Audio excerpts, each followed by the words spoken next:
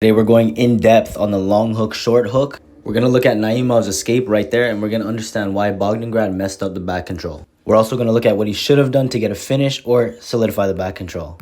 First, let's look at Grad's position. He is in a classic long hook, short hook position on the back, where one hook is very deep in and one hook is short. This can be good or bad depending on the knowledge of the grappler. He's going to lace in something called a twister hook. Right there it goes. I think the twister hook is one of the best tools in all of grappling. I think everyone should know the twister hook and understand it conceptually. So let's take a look at his position again when he locks in that twister hook.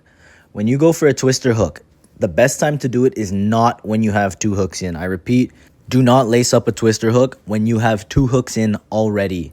And I'll explain why. So to lace a twister hook, your leg has to be very deep. And unless you're like 10 feet taller than the guy, you're not going to be able to lace a twister hook on one side with both hooks in and have a great hook on the other side. So look at Bogdangrad's right hook.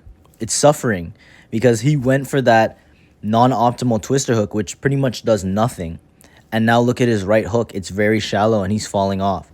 In a position like this, Bogdangrad is sacrificing his position for attack.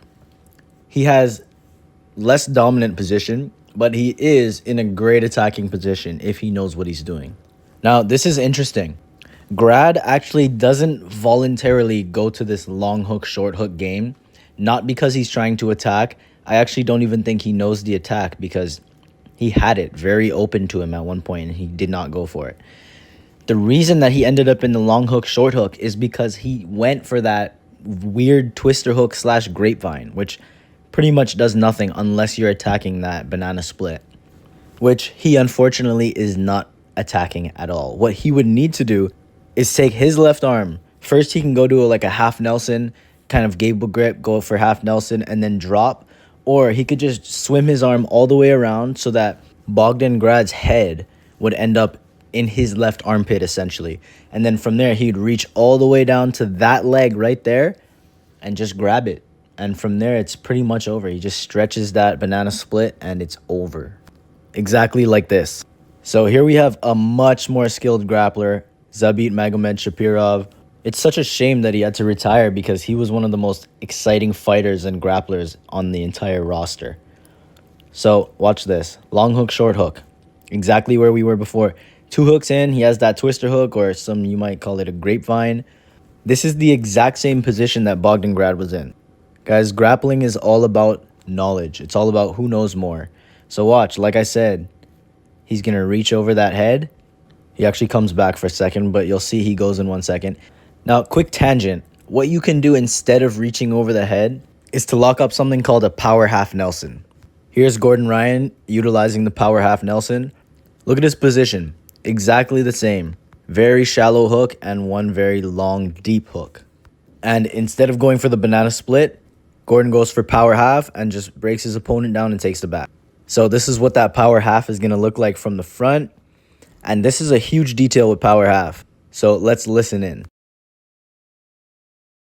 Neck. And look, I'm pushing my opponent's neck down as I'm lifting the arm up, okay? Now look, with the wrists, if I do it like this with my wrist, this is still strong, this is still correct, but I have movement here in my wrist, okay? It can go this way, and it takes a lot more kind of strength to hold my wrist straight.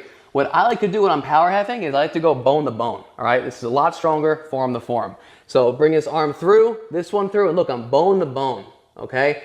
Elbows driving down, I'm lifting this arm up, and I'm gonna pull my opponent back. So that's something cool that I've actually never seen.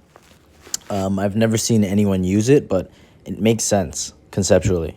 Anyways, we're gonna go back to Zabid and the banana split. So we covered the power half in depth just now.